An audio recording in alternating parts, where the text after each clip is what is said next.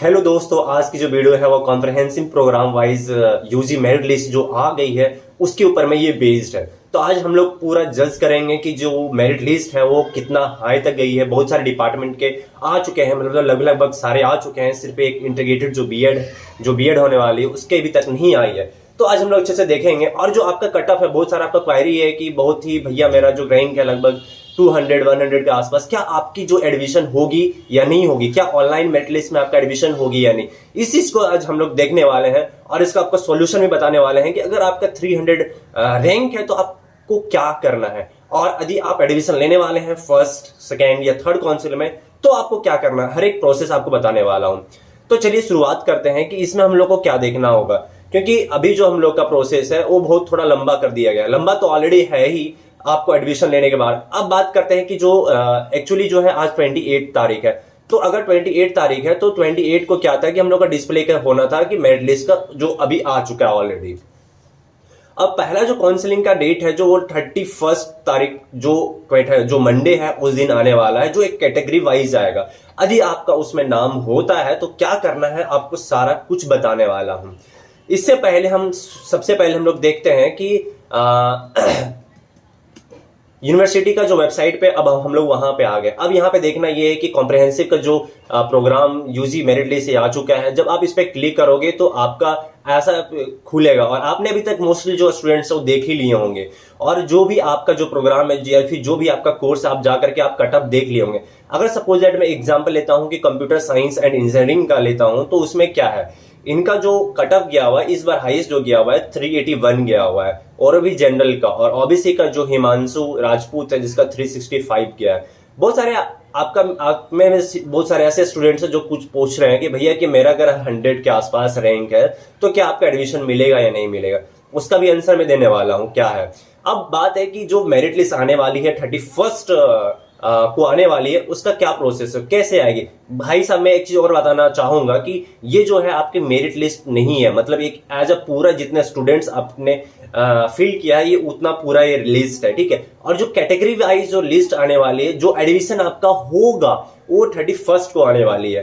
तो थोड़ा सा ये समझने का प्रयास है। और है कि सीट मैट्रिक्स अगर हम देखें बीटेक प्रोग्राम का, कि कंप्यूटर साइंस इंजीनियरिंग का देखिए तो बीटेक में कितना टोटल इस बार जो है 2022-23 में 30 सीट्स ही लिए गए थे।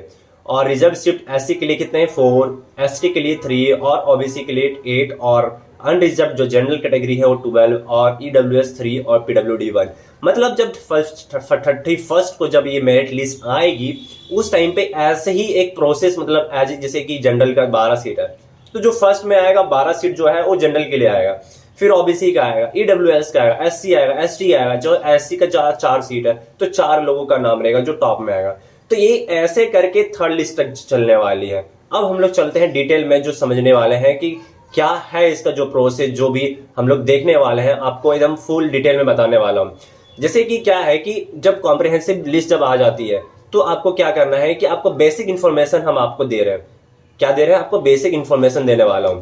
क्या एक बेसिक इंफॉर्मेशन है, क्या है कि जब आपका आ जाएगा कि बेसिक इंफॉर्मेशन आपके लिए क्या रहेगा, आपको बताने वाला हूं कि कॉम्प्रिहेंसिव वाइज आपका ये मेरिट लिस्ट तो आ चुका है ऑलरेडी। जब आपका ऑलरेडी आ चुका है तो आपको क्या करना है कि 31 को डिस्प्ले होगी। जब 31 को डिस्प्ले होगी उसके बाद क्या करना है कि आपको जब आपका नाम आ जाएगा, सपोज दैट कि फर्स्ट मेरिट लिस्ट में आपका नाम आ जाता है, तो जब आपको फर्स्ट में आ जाता है तो आप सबसे पहले क्या कीजिए, पेमेंट कीजिए। अगर आप पेमेंट करते हैं तो आपका जो एडमिशन है वो कंफर्म हो जाता है। जब आपका एडमिशन कंफर्म हो जाता है उसके बाद आपको क्या करना है कि ऑनलाइन हॉस्टल अलॉटमेंट का रजिस्ट्रेशन फॉर्म आप फिल कर दो, क्योंकि आपको हॉस्टल में रहना है तो आपको फॉर्म फिल करना कंपलसरी है आपके लिए।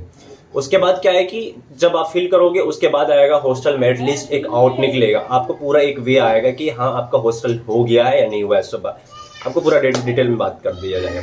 बात एक्चुअली ये है कि अगर फर्स्ट, सेकेंड और थर्ड मेरिट लिस्ट जो है वो जो स्टूडेंट्स है सभी को मिल जाता है हॉस्टल।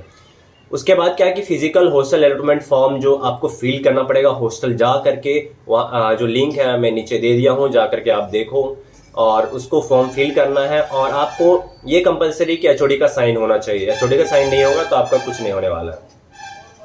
उसके बाद जब एचओडी का साइन हो जाएगा कि आपका हॉस्टल कंफर्म है तो आप जाकर के पेमेंट कर सकते हो। हॉस्टल फी जो है आपका बैंक में जाकर सबमिट करना है एज अ कैश, वहां देने के बाद आप सबमिट कर दो, चाहे वह बॉयज या फिर गर्ल्स के जो वार्डन है वो आप वहां जाके सबमिट करो। मैंने पिछला भी ब्लॉग में बताया था, अगर आपने नहीं देखा है तो आप जल्दी जा करके देखिए। फिर आपका जो हॉस्टल है वो आपको अलॉट हो जाएगा। और आपको अब बहुत सारे ऐसे स्टूडेंट्स हैं जो इनका क्वेश्चन होता है कि भैया या फिर सर जो भी आप लोग इच्छा जो आप बोलते हैं कि how much will take to allot hostel, मतलब कितना टाइम लगने वाला। मेरा कहना है कि आपको 2 से 3 घंटे के अंदर में ये हो जाएगा, ज्यादा लंबा प्रोसेस नहीं होता है, और उसी दिन आपको तुरंत हॉस्टल भी अलॉट हो जाएगा। और अगर बात करें कि सपोज दैट आपका लो मार्क्स है तो आप क्या करोगे।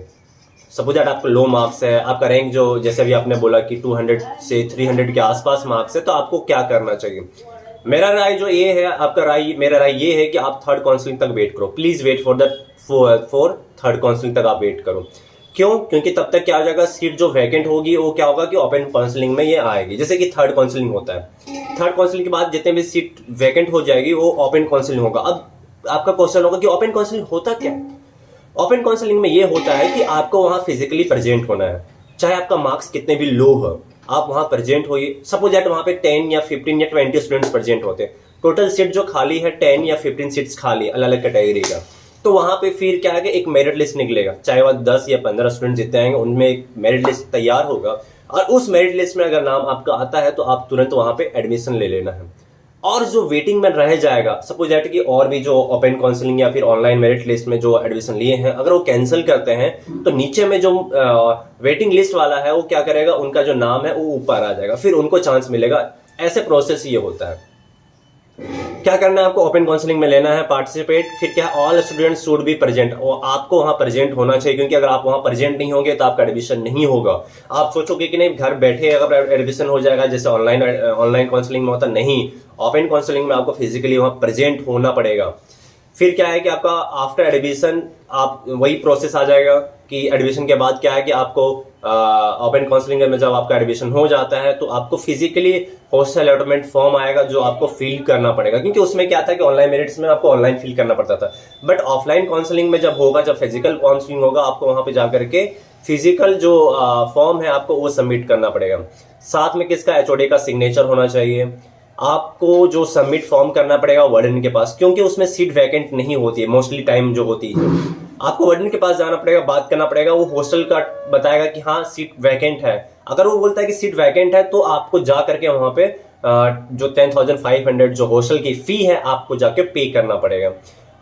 ये मैंने वही बता दिया आपको, आपको बैंक जाना पड़ेगा, सबमिट करना पड़ेगा, और आपका जो हॉस्टल अलॉटमेंट है वो आपको एकदम इजीली मिल जाएगा। मोस्टली जो आप लोगों का क्वेश्चन होता है कि भैया क्या मिलेगा या नहीं मिलेगा, मेरा कहना है कि देखो अगर हमारा सीट अगर वैकेंट रहती है तो ऑफकोर्स आपको सीट मिल जाएगा। अगर आपके पास सीट नहीं, हॉस्टल में सीट अगर नहीं रहती है अवेलेबल, तो आपको क्या करना पड़ेगा, बाहर हॉस्टल यूनिवर्सिटी के बाहर में भी है जहां पे आप पीजी ले सकते हैं, रूम ले सकते हैं। अगर खाना का समस्या अगर होगा वैसा तो आपके पास ऑप्शन है कि आप हॉस्टल में भी आकर के खाना खा सकते हैं।